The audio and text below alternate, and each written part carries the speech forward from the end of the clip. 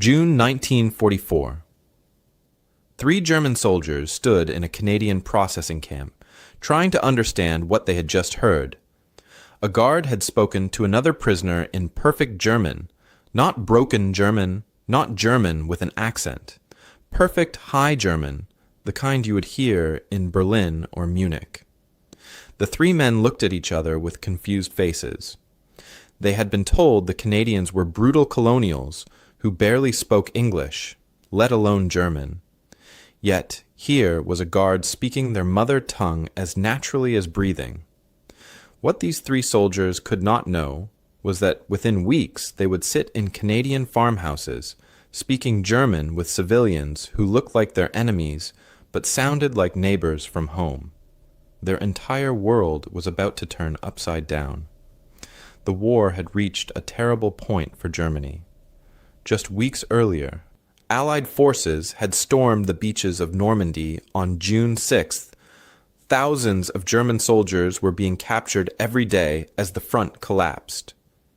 The Canadian Army fought hard in northwest Europe, pushing German troops back across France. By mid-June, over 35,000 German prisoners already sat in 26 camps scattered across Canada. Most German soldiers had no idea Canada even had prison camps. They knew nothing about this distant country except what Nazi propaganda had told them. And the propaganda had been clear. If you are captured, the enemy will torture you.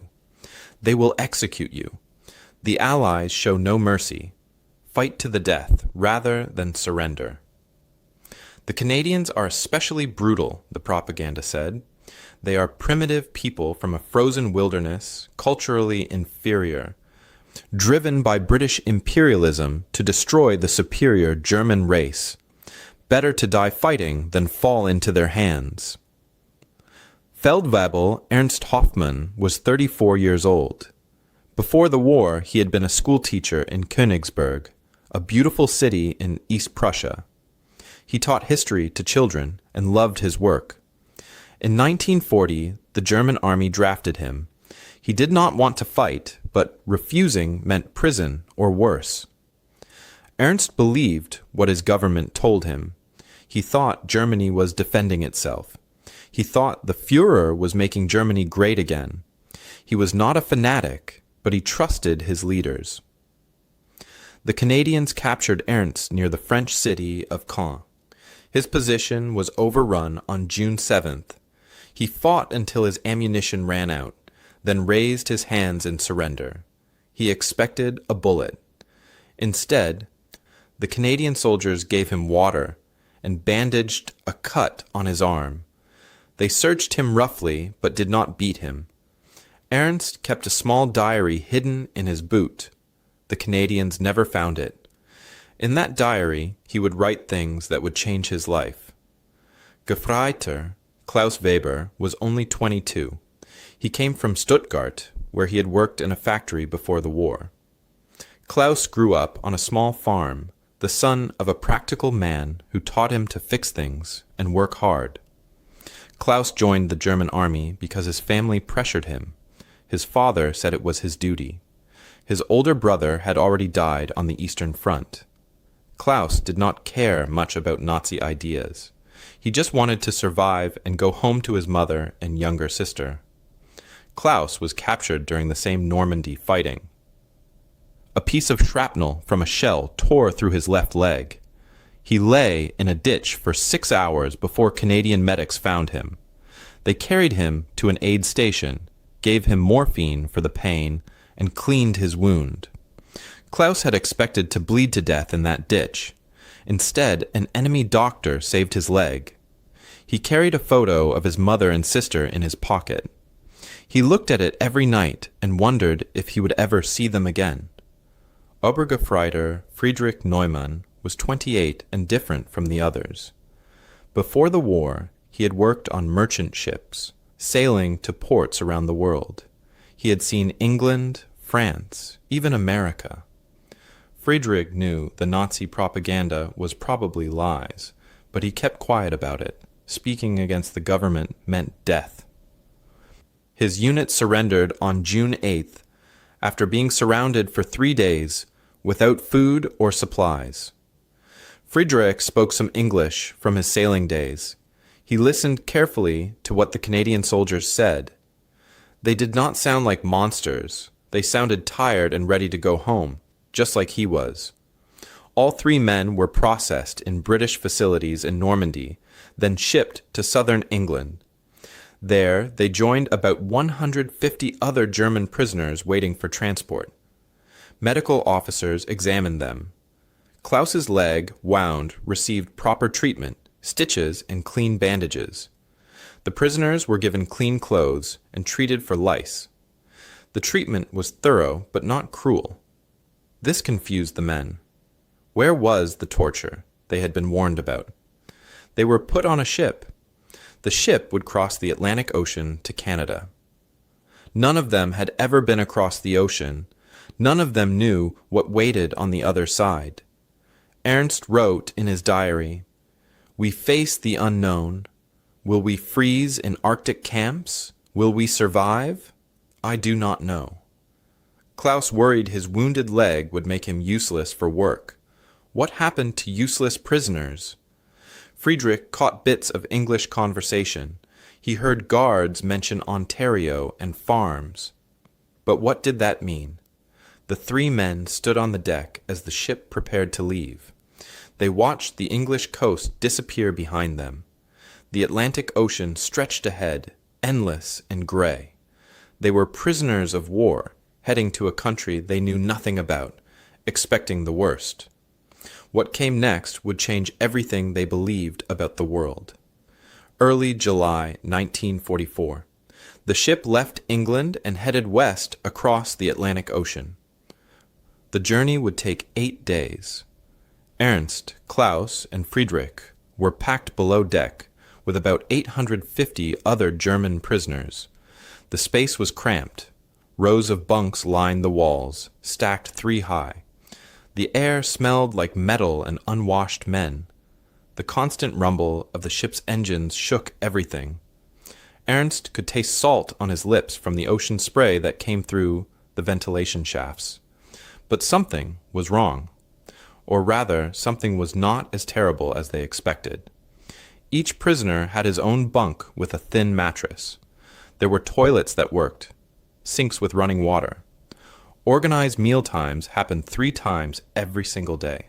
3 times. Ernst could not believe it. For breakfast, they received porridge, bread, and coffee. For lunch, soup with vegetables and sometimes chunks of meat. For dinner, more bread, more soup, sometimes beans or potatoes.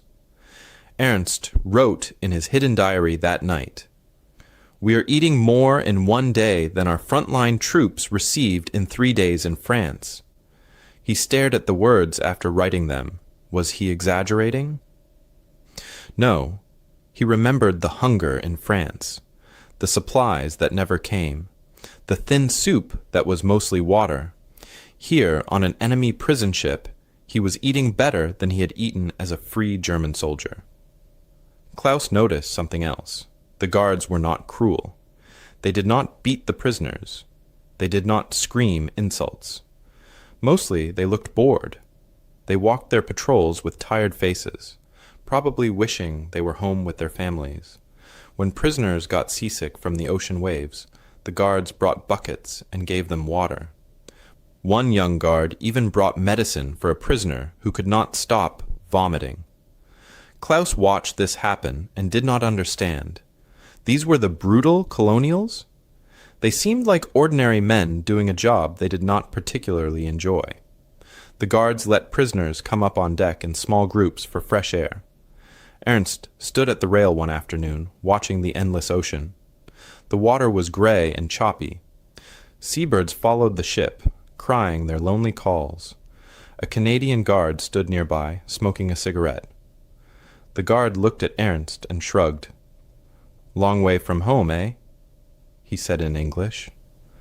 Ernst did not understand the words, but he understood the tone. It was not hateful. It was almost sympathetic.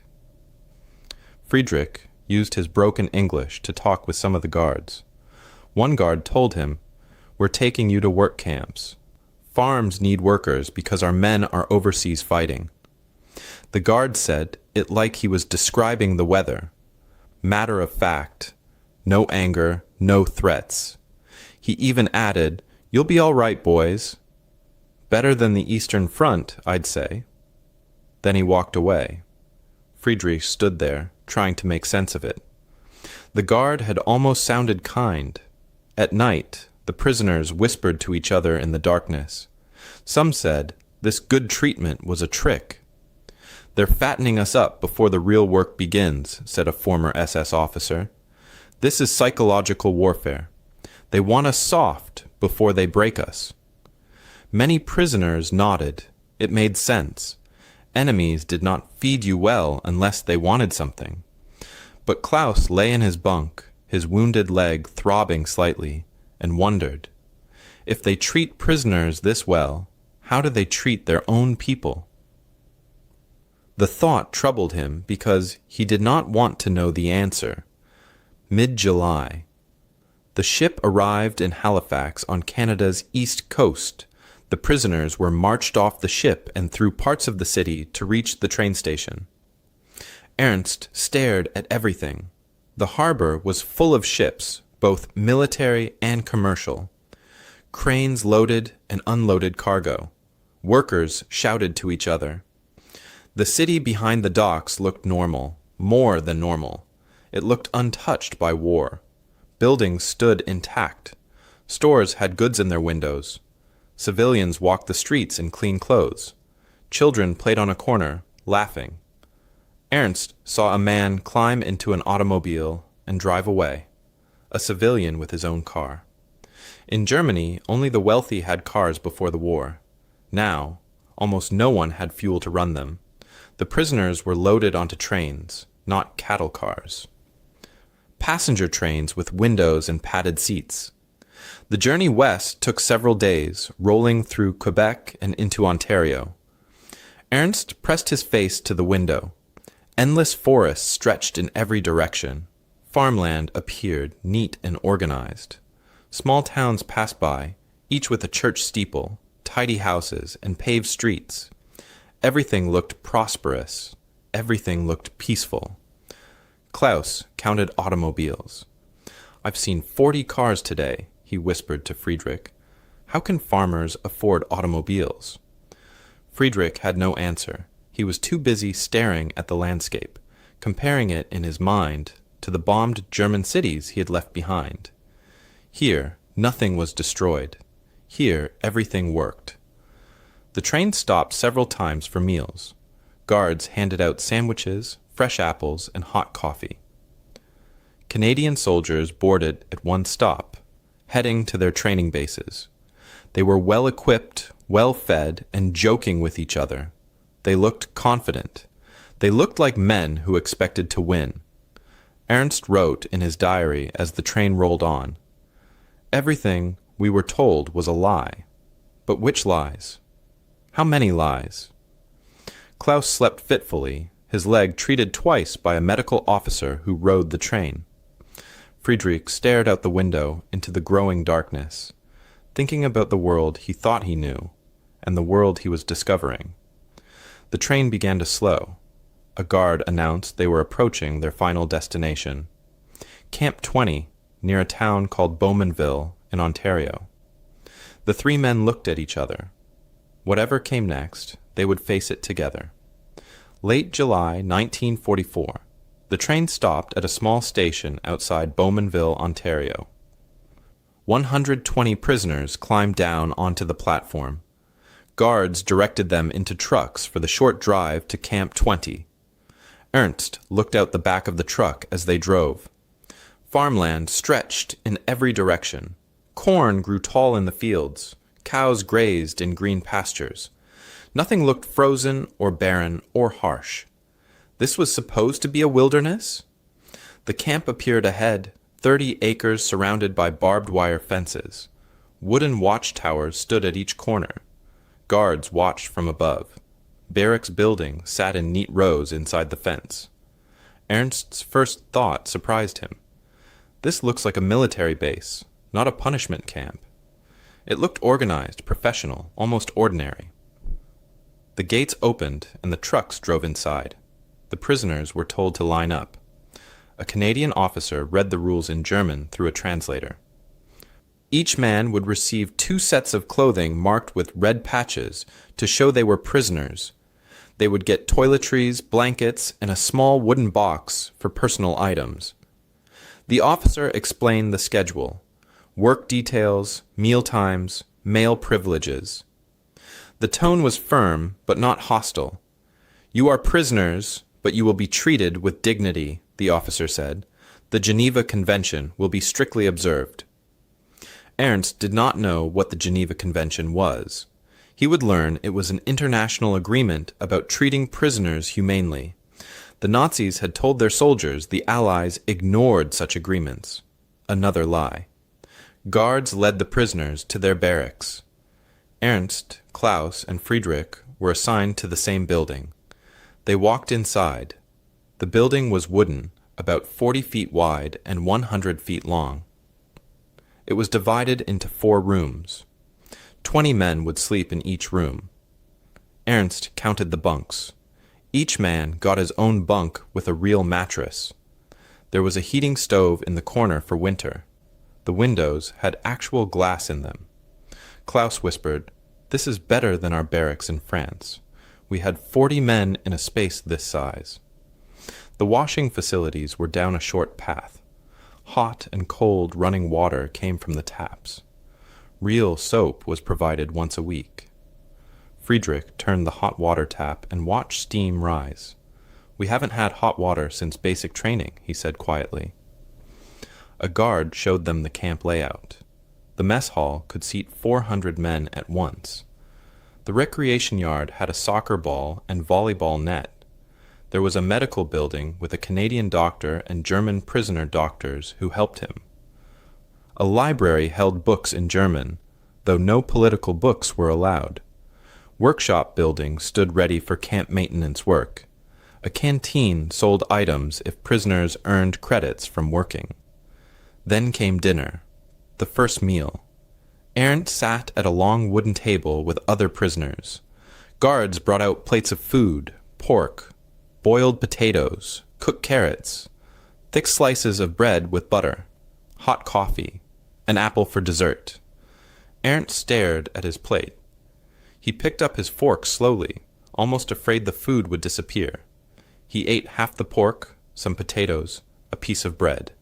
Then he stopped. He could not finish. His stomach was not used to this much food.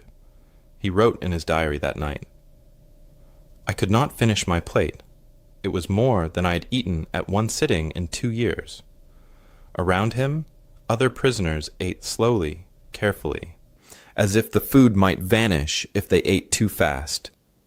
The daily ration was 3,000 calories, the same amount Canadian soldiers received. Klaus had heard from other prisoners that German frontline troops were supposed to get 2,000 calories, but supplies rarely reached the front lines. Most days, soldiers ate much less. Klaus whispered to Ernst, "Our troops are starving while we eat like this?" The weekly menu rotated: meat 4 times a week, fish once, cheese, eggs, vegetables, bread at every meal. The abundance was staggering. The next morning, Klaus's wounded leg was examined. A Canadian doctor looked at it, touched it gently, asked questions through a translator. He prescribed medicine and clean bandages. The medicine was given freely, no cost, no forms to fill out. The medical clinic operated twice a week. There was even a dentist. 3 days later, Ernst watched another prisoner double over in pain. The man had appendicitis. Guards rushed him to a civilian hospital in Bowmanville, 3 miles away. The man had surgery that same day. 2 weeks later, he returned to camp, fully healed. The Canadians had saved his life without hesitation. Ernst struggled to understand. Everything he expected was wrong. He expected starvation. He was eating more than ever. He expected freezing cold. The barracks had heat. he expected torture.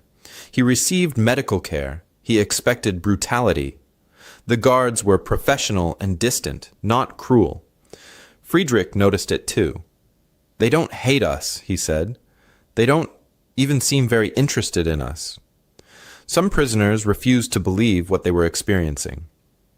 A hardcore Nazi prisoner insisted, "This is temporary. A trick to make us weak and compliant before the real treatment begins." Others nodded. It was easier to believe that than to accept that everything they had been taught was false. That first night, Ernst lay in his bunk, unable to sleep.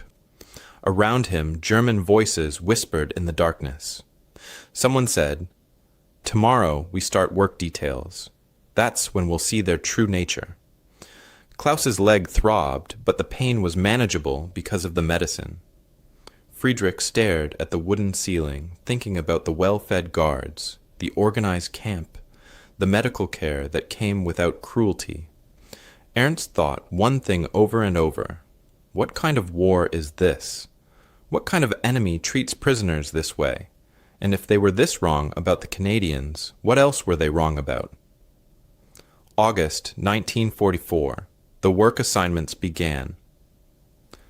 Camp officials divided prisoners based on their skills and health. Ernst was assigned to an agricultural work team. Local farms needed workers because so many Canadian men were overseas fighting. Klaus, still healing from his leg wound, joined the camp maintenance crew. Friedrich was sent to a lumber operation 15 miles north of the camp. Each prisoner would earn 25 cents per day in Canadian money. The money went into an account they could use at the camp canteen to buy tobacco, writing paper, toiletries, and small treats. Every morning at 6 o'clock, a truck picked up Ernst and 11 other prisoners. They drove to a farm outside Bowmanville. The farm was 200 acres of dairy cows and grain fields. It belonged to a man named Jacob Rempel. He was 56 years old with weathered hands and a kind face. On the first morning, Rempel walked up to the prisoners as they climbed out of the truck. He looked at them and smiled. Then he spoke. "Guten Morgen, Männer. Willkommen auf meiner Farm." Good morning, men. Welcome to my farm. In German, perfect German. Ernst froze. He thought he had misheard.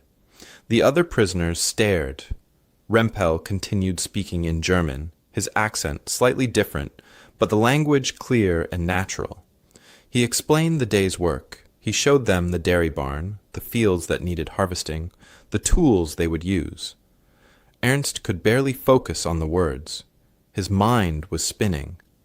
How does a Canadian farmer speak German? At lunch, Rempel's wife Maria brought food to the workers.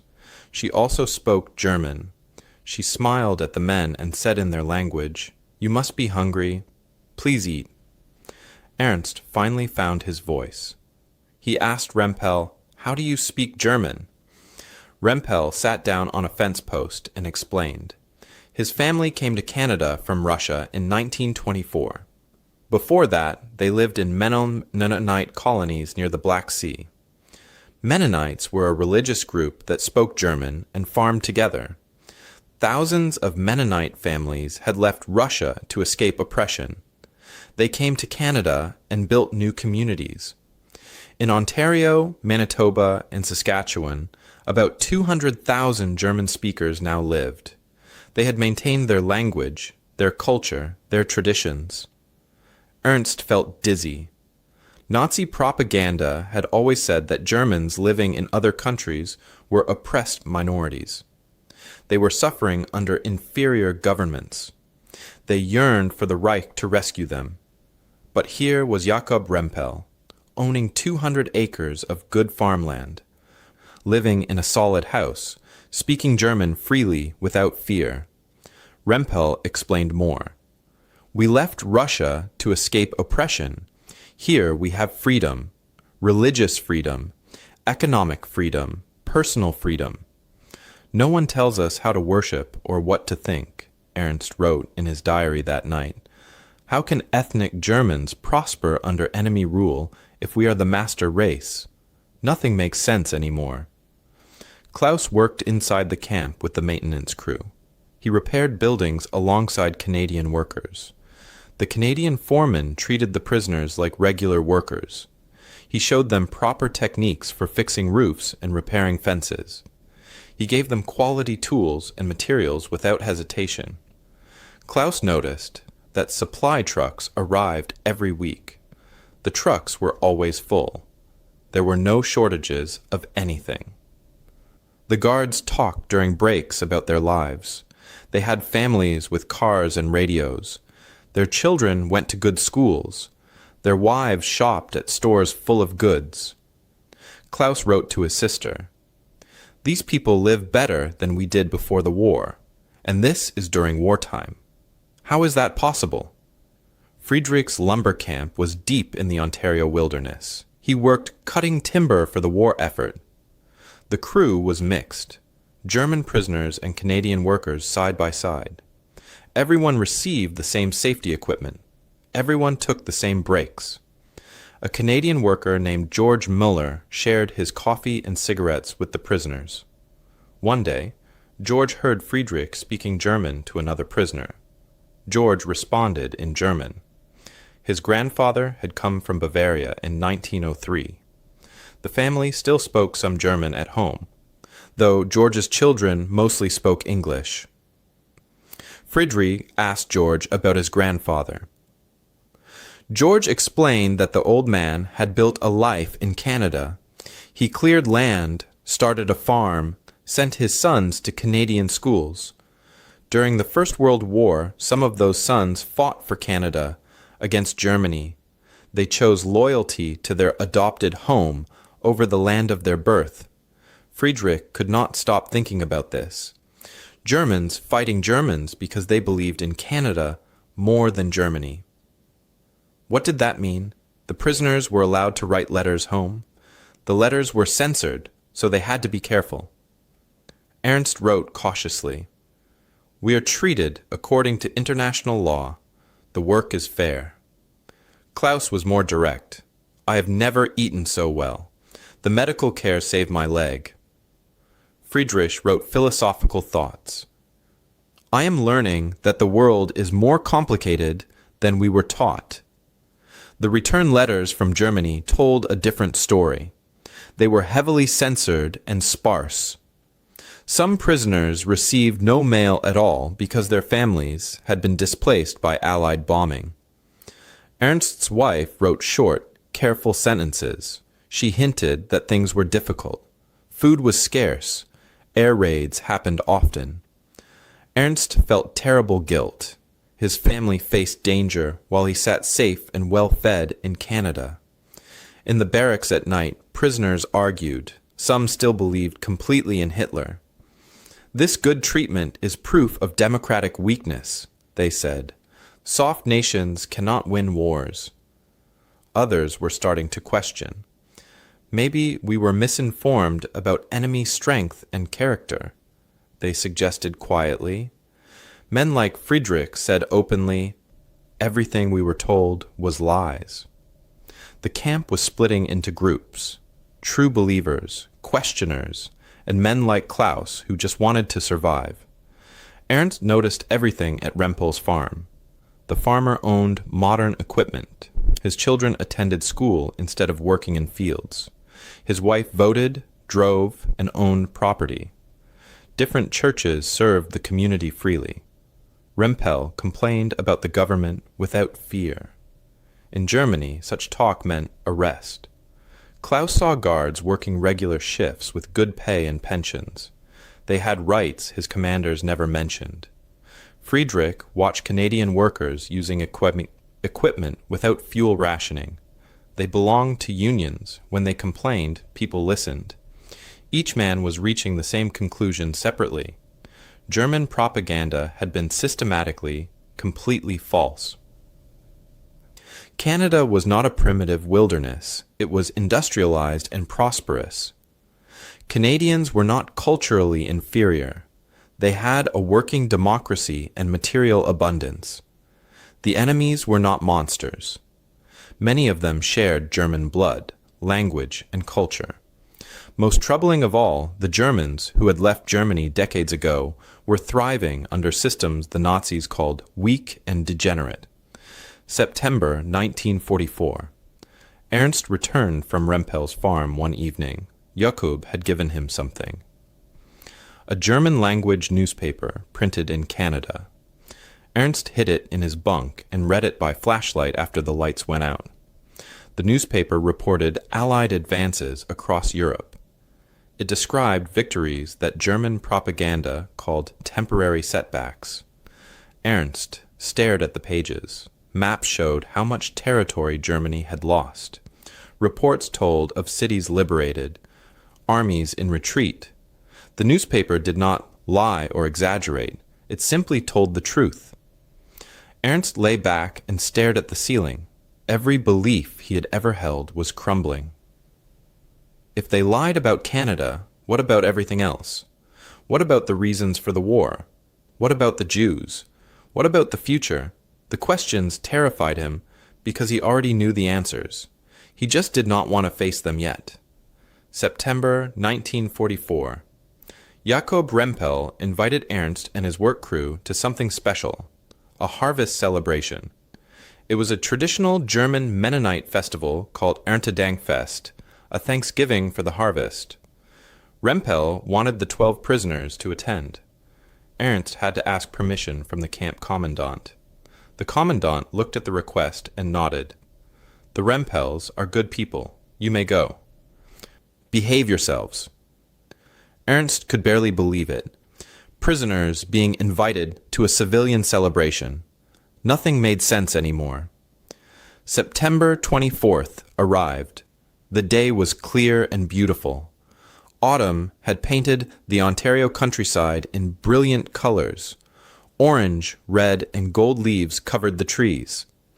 A Canadian guard escorted the 12 prisoners to the farm, but stayed in the background. Ernst sat in the truck, his heart beating fast.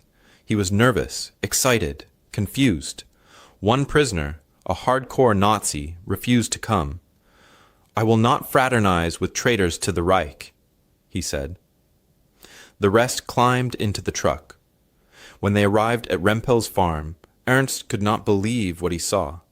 Tables stretched across the yard, covered with white cloths. Food covered every surface. About 60 people gathered, talking and laughing. Multiple German-Canadian families had come. The Rempels, the Schmidts, the Bergtals, the Klassens. Old people who remembered Germany. Middle-aged parents. Young children born in Canada who had never seen the old country. Everyone spoke German, but they spoke it naturally, comfortably, not hidden or whispered, just normal conversation, mixing German and English without thinking about it. Ernst walked toward the tables like a man in a dream. The smells hit him first: fresh baked bread, still warm from the oven; roasted pork, the fat crackling and brown; apple pies cooling on a side table; Spätzle, the German egg noodles his mother used to make; sauerkraut, the smell of home; the sound of German hymns being sung before the meal; children playing, shouting in both German and English; traditional German tablecloths on the tables, but Canadian maple leaf decorations hanging from the trees. Everything mixed together, German and Canadian, old world and new world, one community, two identities. An old man approached Ernst. He moved slowly, his back bent with age, but his eyes were bright and sharp. This was Heinrich Rempel, Jakob's father. He was 79 years old. He shook Ernst's hand with a grip still surprisingly strong. "Welcome, young man," he said in the German of Ernst's home region. "Sit, eat. You are safe here." The meal began. Roast pork and chicken. Potatoes cooked 5 different ways. Fresh vegetables from the garden. 3 kinds of bread, all homemade. For dessert, apple strudel, plum cake, and butter tarts, which Heinrich explained was a Canadian tradition his family had adopted. Ernst estimated There was enough food to feed his entire unit in France for a week. The prisoners ate slowly. Some of them cried quietly as they ate. Klaus whispered, "My mother could not prepare a meal like this in 5 years, not with all the rationing and shortages."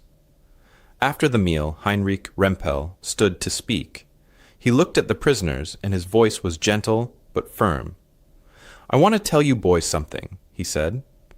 "I left Germany in 1905. I was 30 years old. I saw no future there. The Kaiser's government was rigid and harsh. There was poverty, a strict class system that kept people in their place, constant militarism. No opportunity for a common man like me. Canada offered land, freedom, a chance to build our own community with our own hands." Heinrich described his journey. He sailed to Halifax with $20 and a strong back. He settled in Ontario and cleared 80 acres of forest by hand. He built a farm. He raised 6 children. Now he had 15 grandchildren. "I never regretted leaving," he said. "Germany was my birthplace. But Canada became my home. This country gave me what Germany never would. True freedom." Jakob Rempel stood next to his father. "My father arrived with almost nothing," Jakob said. "Now we own 200 acres. We have modern equipment. We send our children to university. In Germany, as Mennonites, we were always outsiders, barely tolerated. Here, we worship freely. We speak our language. We participate in government. We belong." He pointed to a young man in a Canadian Army uniform who was home on leave. "This is my son Carl. He chose to serve Canada in this war. The irony was not lost on anyone. A German Canadian fighting against Germany to defend Canada." Heinrich turned to Ernst directly. His old eyes looked into Ernst's soul. "Young man, what did they tell you about us?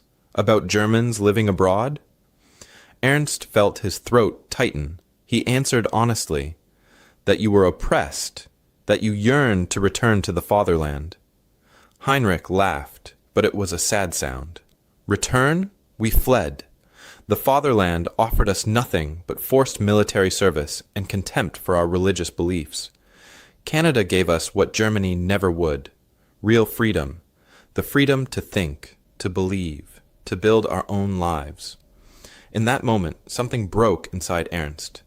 It was like a dam bursting. Every belief he had carried into this war shattered like glass hitting stone. He felt tears on his face and didn't try to hide them.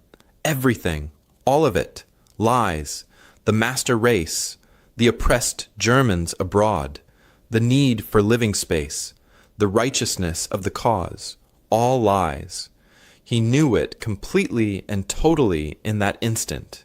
There was no going back from this knowledge. Maria Rempel noticed Ernst's distress. She sat beside him and spoke gently in the low German dialect of his mother's home region. "You are far from home. This must be confusing and painful. Would you like to talk?" Ernst could not speak. He just shook his head. Maria patted his hand like a mother comforting a hurt child. She handed him a small package wrapped in brown paper. "Some cookies, soap, and writing paper. For you and your friends in the camp." This simple maternal kindness from the enemy devastated him more than any harsh words could have. Klaus spent the afternoon playing with Rempel children. They switched between German and English without thinking about it, laughing as they kicked a ball around the yard. Klaus realized these children were fully Canadian, but proudly German. Both identities lived together in them without conflict. Friedrich talked politics with younger German Canadians. They explained Canadian democracy, how provinces had rights, how newspapers could criticize the government freely. Friedrich understood something profound. They have what we were promised but never given. They have what we thought we were fighting for. Evening came. The prisoners climbed into the truck for the ride back to camp. everyone was quiet. The Nazi prisoner who had refused to attend waited at the camp. Well, was it propaganda? Ernst could not answer. How could he explain? Klaus finally said, it was like being home, but better than home ever was. Friedrich added quietly, they are more German than we are, and more free than we have ever been. That night Ernst wrote the longest entry in his diary. His hand shook as he formed the words. Today I met Germans who left Germany and prospered. I met people who spoke my language but rejected my country's path. I met families who proved everything I was taught was false. I met the enemy and they fed me, welcomed me, showed me kindness I never showed others. God forgive us for what we have done. God forgive me for what I believed. He could not sleep. He kept seeing Heinrich's weathered face, saying those words. Canada gave us what Germany never would. The ideology did not just crack, it collapsed completely. Everything after this moment would be different. Ernst lay in his bunk and thought, I came here as a German soldier. What am I now? He did not know, but he knew he could never go back to the man he was before. Dawn broke over Camp 20. Ernst stood at the window watching the sun rise over the Canadian farmland. He thought about Jacob Rimpel plowing his fields, about Heinrich building a life with $20 and hope, about Maria's kind hands giving him cookies, about children playing in 2 languages without fear. The turning point had come. Not just a changed perspective, a complete transformation. Everything that came next would be measured against this day. The day he learned the truth, the day his world ended and a new one began. Hey, I'm sorry to interrupt you, but since I know my audience is often a bit older and my videos can be quite long, I might have something interesting for you. It is called the Relax Cushion, and it's specifically designed for long periods of sitting. So if you sometimes experience back, hip, or tailbone pain, make sure to check it out via the first link in the description. Oh, and by the way, then don't forget to also subscribe. Now back to the video. October 1944. The other prisoners noticed Ernst had changed. He stopped attending the secret Nazi ceremonies that some men held in hidden corners of the camp. He questioned propaganda openly during barracks discussions. Some prisoners became curious. They asked him what happened at the farm. Others grew hostile. They called him weak, corrupted, a traitor. Klaus watched Ernst quietly and understood. You saw something out there that changed you, he said. Ernst nodded. Friedrich recognized a kindred spirit. Welcome to reality, friend. The camp was splitting into groups. About 30% were hardliners. They still believed in Hitler completely. They viewed any cooperation with Canadians as treason. A former SS officer named Karl-Heinz Bauer led them. They maintained Nazi hierarchy inside the camp. They tried to enforce discipline on other prisoners. They threatened men who questioned too much. After the war, there will be consequences for collaborators, Bauer warned. They kept lists of prisoners they considered traitors. Ernst's name was added to that list. About 50% of the camp were moderates or questioners. These were men like Ernst, who had experienced something that made them doubt. They worked on Canadian farms.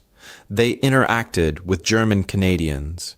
They quietly shared observations during recreation time. They passed around newspapers. They were beginning to understand the war was lost. They struggled with what that meant for Germany and for themselves. They formed small discussion groups in the yard, speaking in low voices about democracy, freedom, and truth. About 20% were survivors. Klaus fit into this group. I just want to live through this and go home, he said. These men had no strong beliefs either way anymore. They focused on daily survival and small comforts. They avoided political discussions. They wrote neutral letters home. They worked hard, followed rules, and caused no trouble. They wanted to be invisible until the war ended. Ernst began attending educational programs the camp offered.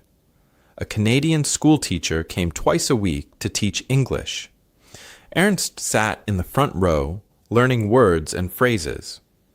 The teacher also taught Canadian history, government structure, and constitutional law.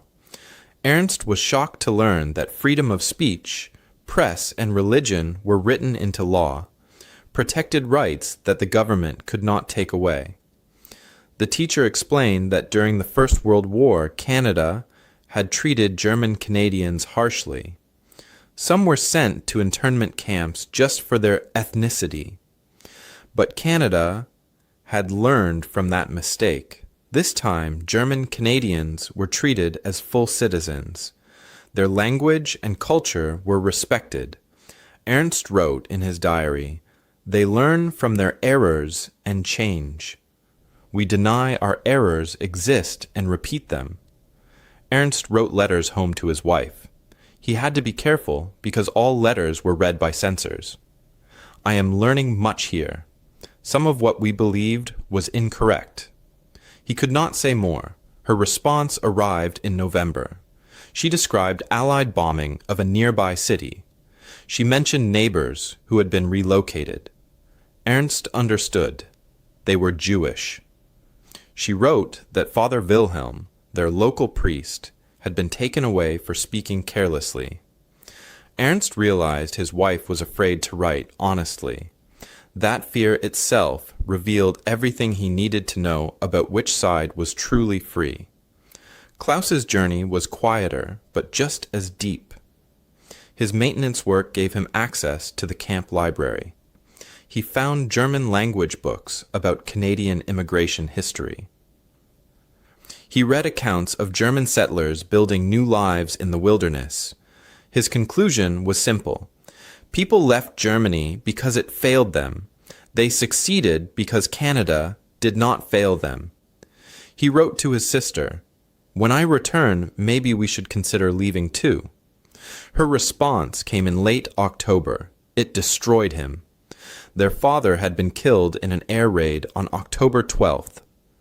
Klaus sat on his bunk holding the letter, shaking. His grief mixed with rage, but rage at who? At the Allies who dropped the bombs? Or at the regime that started the war and brought those bombs to Germany? He did not know. He could not separate the two anymore. Friedrich worked at the lumber camp with George Müller every day. George's grandfather had fought for Bavaria in the Franco-Prussian War. But George's father had rejected militarism and left Germany in 1903. George said, "My grandfather killed Frenchmen for German glory. I cut timber to feed my family. Which life has more meaning?" Friedrich began rethinking everything he had believed about nationalism, duty, and obedience. He concluded that loyalty to abstract ideas had cost millions of lives. Loyalty to people, to community, to conscience, that was what truly mattered. November came. Bauer and his loyalists confronted Ernst in the barracks. "You have been corrupted by enemy propaganda," Bauer said. "You betray the Führer." Ernst looked him in the eye. "I have been awakened by truth. I betrayed myself by following lies." Other prisoners moved between them before fists could fly. The Canadian Guard separated the groups. Ernst was moved to different barracks for his safety. His new quarters housed mostly questioners and moderates. It was safer but lonely. The three men understood things now that they had not understood before.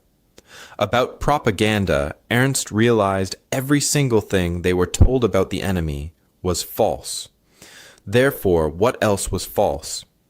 He understood that dehumanizing enemies was a deliberate strategy to enable atrocities. If you could make soldiers believe the enemy was subhuman, you could make them do terrible things. About power, Friedrich saw that totalitarian governments require absolute control of information. Democracies permit free inquiry and criticism. Now he understood why. Germany was strong through fear and coercion. Canada was strong through consent and participation. Which kind of strength endures? About their homeland, Klaus realized Germany claimed it needed living space. But Rempel had carved a farm from Canadian wilderness. The issue was not space, it was choice. The war was not necessary, it was chosen. The Canadian guards noticed the changes in prisoners. One guard said to Ernst, "Maybe you boys will go home and build a better Germany." Jakob Rempel continued inviting Ernst to the farm. He introduced Ernst to other German-Canadian families. Maria taught Ernst English phrases. "Please, thank you." "May I ask a question?" The kindness continued without judgment of Ernst's past, but understanding brought crushing guilt. Ernst wrote, "If I now know the regime was evil, what does that make me?" Klaus struggled. "My father died for this. Do I dishonor him by rejecting it?"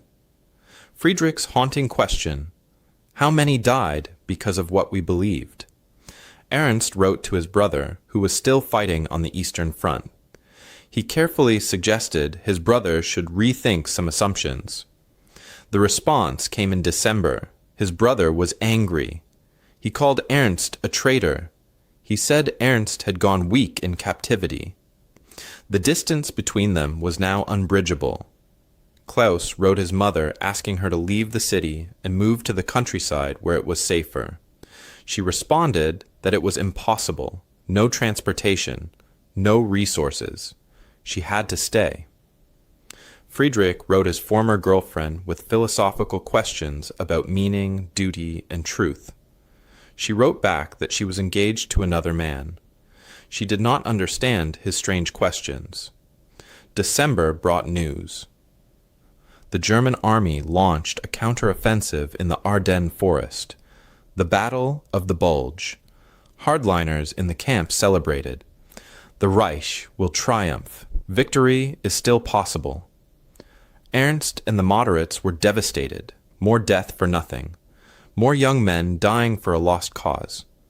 The Canadian Guards provided newspaper updates. The Allied response was overwhelming. German progress stopped. The offensive failed. It was clear which side was winning. Ernst, Klaus, and Friedrich met regularly in the recreation yard. They formed a pact. Whatever happens, we will remember the truth. We will not let ourselves forget what we learned here. They understood something profound. Ernst said it first. "I thought I was imprisoned, but I am the freest I have ever been, free to think." Klaus added, "My body is captive, but my mind is finally my own." Friedrich finished the thought. "We were not captured by the Canadians. We were rescued from our own ignorance." Christmas 1944 arrived. The Canadians allowed prisoners to celebrate. The Red Cross provided a special meal: turkey, vegetables, desserts. German-Canadian church groups visited with gifts. The prisoners sang carols in German.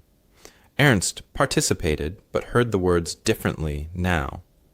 Silent Night took on new meaning: peace on earth. Could it actually be possible? Could humans choose peace instead of war? Ernst sat in the barracks on a cold December night, reading a letter from his wife that arrived late in the month. She was desperate.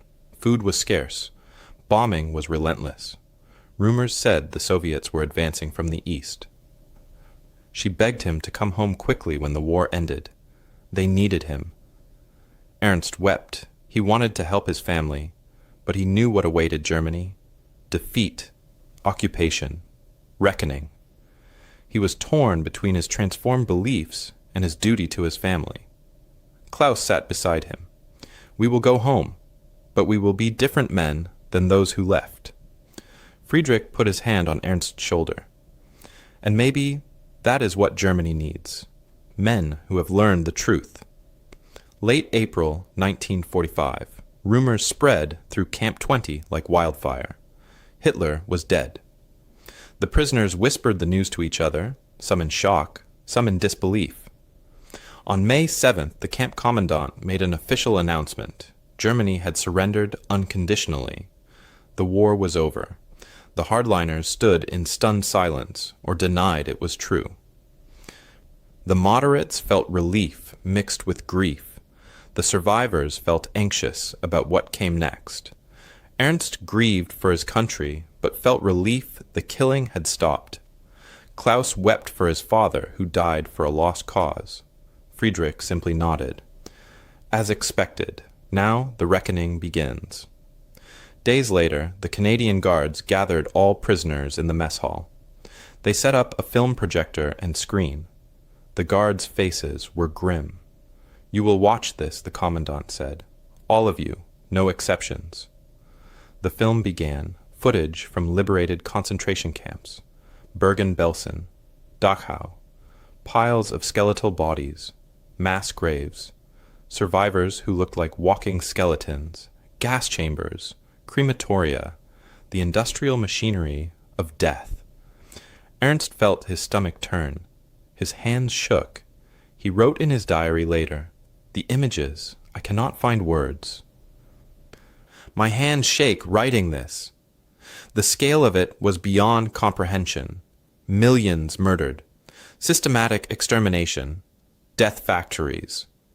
What they had suspected but could not prove was now undeniable, recorded on film, impossible to deny. The prisoners reacted in different ways. Bauer and the hardliners shouted that it was propaganda, Allied fabrication to justify their war crimes. But the footage was too real. The emaciated bodies, the survivors' haunted eyes, the piles of shoes and eyeglasses, the evidence was overwhelming. Ernst felt physically ill. "We did this. Germans did this. I wore that uniform." Klaus refused to eat for 2 days. "How can I eat when they were deliberately starved to death?" Friedrich sat in silence for a week. He had no words. The guilt crushed them. Ernst realized he had known Jews were persecuted. But this was beyond persecution. This was hell created by human hands. He had never personally harmed anyone, but he had worn the uniform and fought the wars that allowed this evil to continue. Every battle he won had helped sustain the system that built death camps. Klaus thought about his father. He died for this? This is what we defended? Friedrich tried to understand how civilization had produced such deliberate evil and failed to find an answer. They processed their guilt differently. Ernst attended discussions led by the Canadian chaplain. The chaplain said, "You cannot change the past, but you can choose what kind of man to become from this day forward." Klaus worked obsessively, exhausting himself with physical labor to avoid thinking. Friedrich wrote page after page, trying to understand. Some prisoners broke completely. There were suicide attempts. Others dug in deeper. The footage proves the Allies fear us. They need propaganda to justify what they did to our cities. Summer came. The Canadian government began processing prisoners for return home. They would send them back gradually. Critically ill prisoners first, then older men, then those with displaced families. Ernst, Klaus, and Friedrich would likely return in late 1945 or early 1946. They were glad for the delay. What awaited them in Germany? Ruins, chaos, justice, revenge? Jakob Rempel visited Ernst one last time. "You can stay. Apply for immigration. Build a life here." Ernst was deeply tempted, but he shook his head. "My wife and children need me. I must go back." Fall 1945. Work continued. Ernst helped Rempel bring in the final harvest. Jakob shared newspapers showing the Nuremberg trials beginning, occupation zones being established. Photos of German cities appeared. Berlin was rubble. Hamburg was destroyed.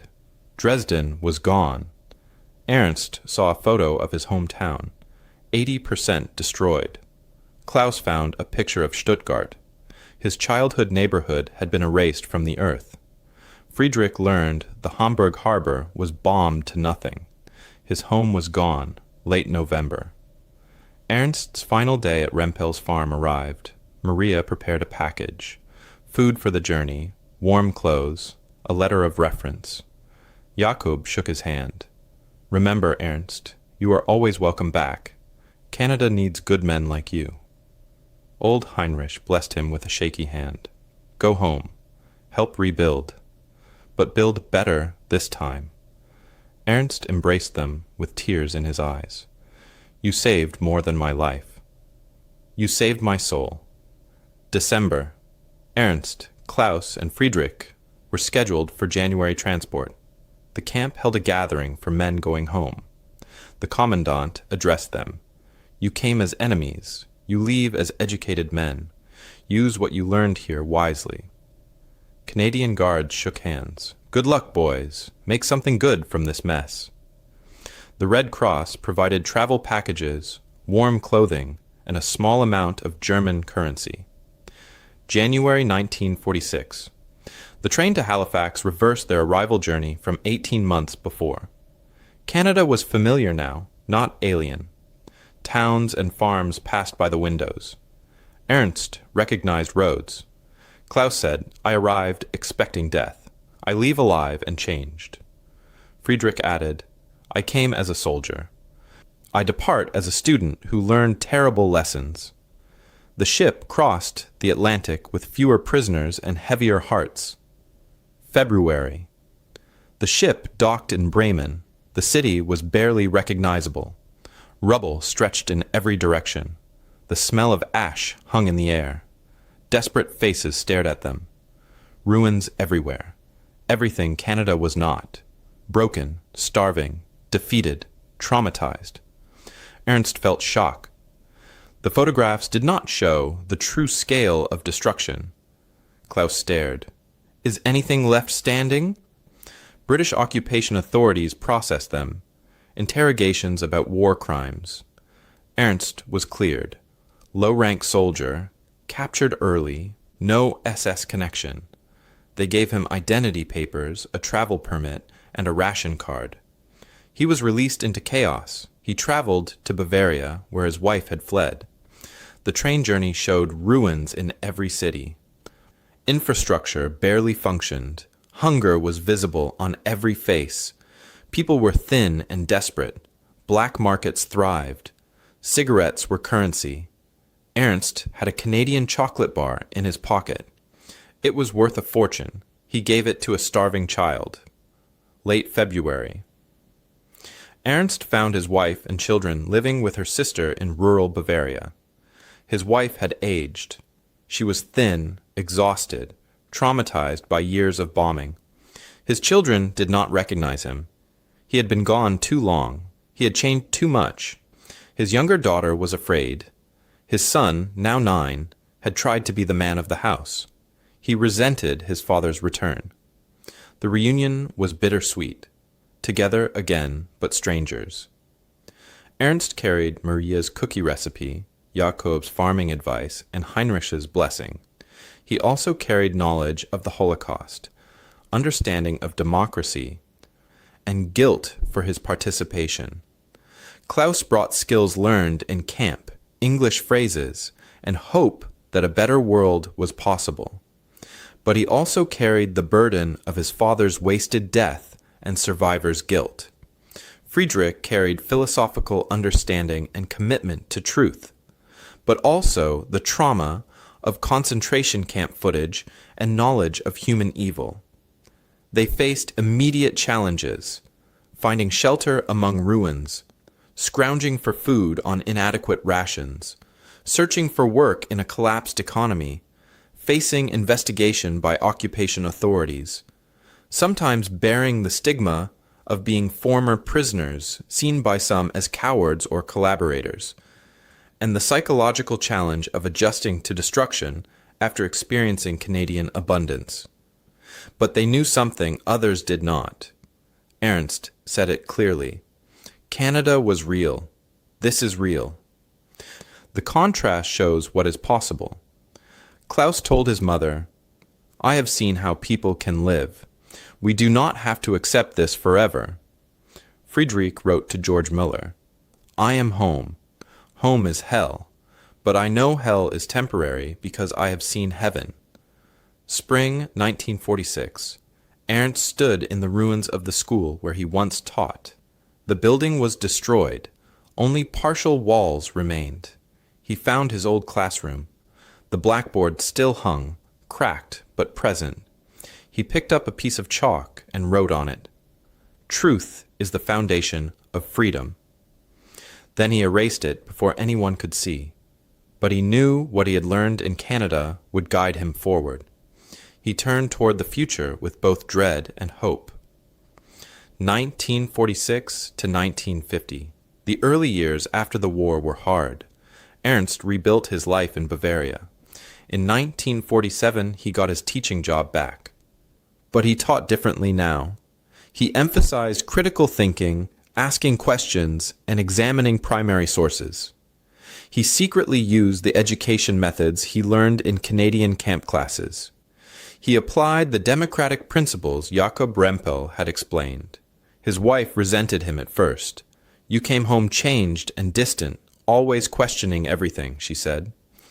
Slowly, Ernst shared his prisoner of war experience. The food, the kindness, the German Canadians who chose freedom over the fatherland. She resisted. "They were lucky. We suffered here. Do not compare us." But gradually she saw that his transformation helped him navigate the occupation intelligently. Klaus returned to Stuttgart and found his mother in a displaced persons camp. He used his Canadian maintenance skills to get a job with British occupation forces. He repaired buildings and worked on reconstruction projects. He saved money with a single goal: emigration. In 1947, he wrote to Maria Rempel asking about immigration procedures. She sent back sponsorship papers. Jakob was willing to sponsor him. Klaus made a plan: get his mother stable, then leave for Canada. His mother resisted. "Leave Germany? After everything we sacrificed to stay?" But Klaus was determined. Friedrich settled in Hamburg's ruins. He worked as a laborer during the day. At night, he studied philosophy, politics, and economics. He corresponded with George Müller regularly. Packages of books arrived from Canada. When the university reopened in 1947, Friedrich enrolled as a mature student at age 31. He studied political science, focusing on democracy and constitutional law. His thesis topic was comparing democratic and authoritarian systems. His professor noted, "Your understanding seems experiential, not just theoretical." Friedrich simply replied, "It is." The 1950s brought reconstruction and diverging paths. In 1952, Ernst became a school principal. He implemented a progressive education model. Students learned debate, critical analysis, and comparative government. Some parents complained. Too much questioning, not enough patriotism. Ernst was firm. Blind patriotism brought us Hitler. Informed citizenship prevents it from happening again. He maintained correspondence with the Rempels. Annual letters crossed the Atlantic. In 1955, Jakob visited Germany on a business trip. They reunited. Jakob was shocked that so much destruction remained visible a decade later. Ernst said, "We are rebuilding slowly, but this time on a better foundation." Jakob gave Ernst a Canadian flag. "Remember what is possible," he said. Klaus emigrated to Canada in 1951, sponsored by the Rempels. His mother refused to join. "I am too old for new countries." Klaus settled near Bowmanville and worked construction. He learned farming from Jakob. In 1956, he bought 50 acres of his own land. He married a German-Canadian woman named Anna Neufeld in 1954. They had 3 children, raised bilingual, taught both heritages. Klaus never forgot his mother. He sent packages regularly. In 1959, he returned to Germany and convinced her to visit Canada for 3 months. She finally admitted, "You were right. This is a better life." Friedrich earned his doctorate in political science in 1953. His thesis became a book called From Tyranny to Democracy: Lessons from Defeat. He never mentioned his prisoner of war experience explicitly, but it clearly influenced every page. In 1955, he joined the Social Democratic Party. He worked on policy development for democratic education, labor rights, and social programs. In 1957, he was elected to Hamburg City Council. Colleagues sensed he believed in democracy personally, not just politically. They were right. The 1960s brought reckoning with memory. In 1961, the Eichmann trial was televised globally. Ernst made his students discuss it. A student asked, "Why should we bear guilt for things before we were born?" Ernst answered, "Not guilt, responsibility, to remember, understand, and prevent." He showed them his diary from the day he saw Camp Liberation footage. The students were stunned. "You were there?" Ernst nodded. "I was part of the system that enabled it. That knowledge never leaves me." Klaus built a life between two worlds. By 1965, he was a Canadian citizen with a successful farm. His children asked, "Dad, are we German or Canadian?" Klaus answered, "Both, and neither. We are people who choose daily who we want to become." Friedrich became a national political figure by 1966, advocating for engagement with the East. Critics called him soft on communism. Friedrich responded, "I learned in Canadian captivity that former enemies can become friends, but it requires honesty, not hostility." When journalists discovered his background, he wrote, "I was a Nazi soldier. Canada taught me democracy. Germany must teach the world peace." 1975 brought reunion. Canada invited former prisoners for the 30th anniversary of war's end. Ernst, now 65, Klaus, 53, and Friedrich, 59, all attended. First time together since 1946. Camp 20 was now a historical museum. They walked through barracks and the recreation yard. They saw their names in the guest log from 1944. They had been boys. They became men there. Jakob Rempel attended at age 87. Maria was 82. Old Heinrich had passed away in 1968, but his descendants came. Ernst embraced Jakob. "You saved my life." Jakob shook his head. "No, we just reminded you of your humanity." Klaus brought his children. "Meet the man who taught me farming and hope." Friedrich introduced his wife.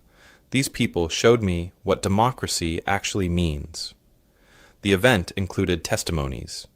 Ernst spoke. "I arrived believing lies. I departed knowing truth. That truth rebuilt my life." Klaus said emotionally, "I lost my father to Hitler's war.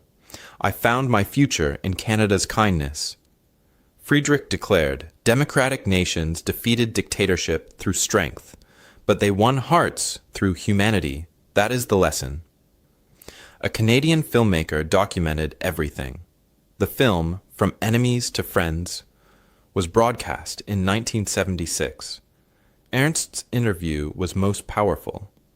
"I learned more in 18 months as a prisoner than in 30 years as a free German."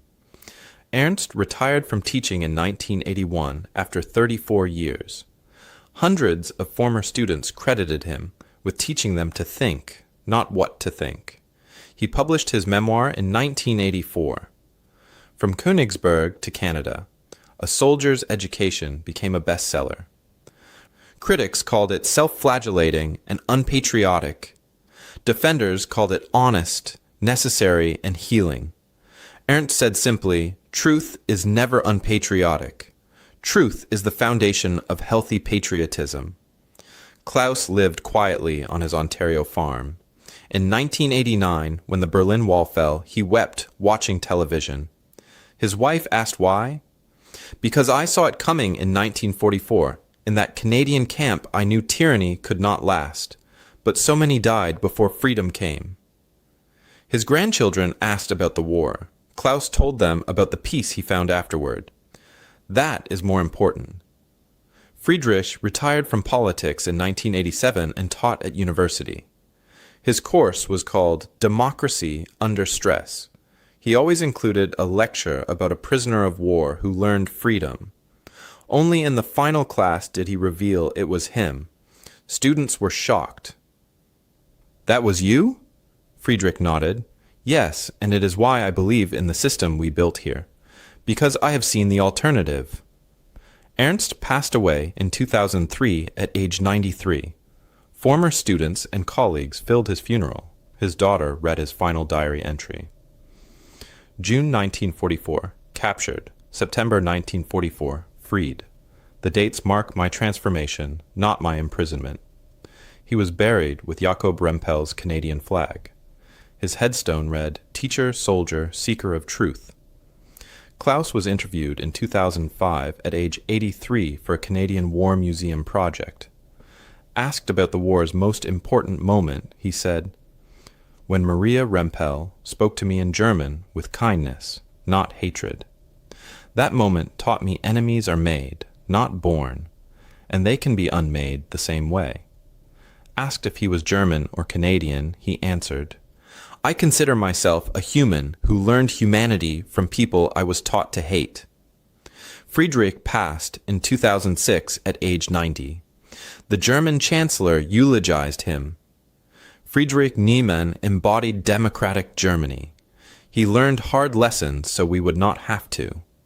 His final recorded lecture said, "Democracy is not inherited. It is practiced. My generation learned that through catastrophe. Yours must learn it through commitment. 3 men, 3 paths, 1 truth. Enemies can become friends. Propaganda defeats itself when exposed to reality. Humanity transcends nationality. Defeat can lead to renewal. Education liberates. Kindness transforms. Truth heals." The Rempel family still farms in Ontario.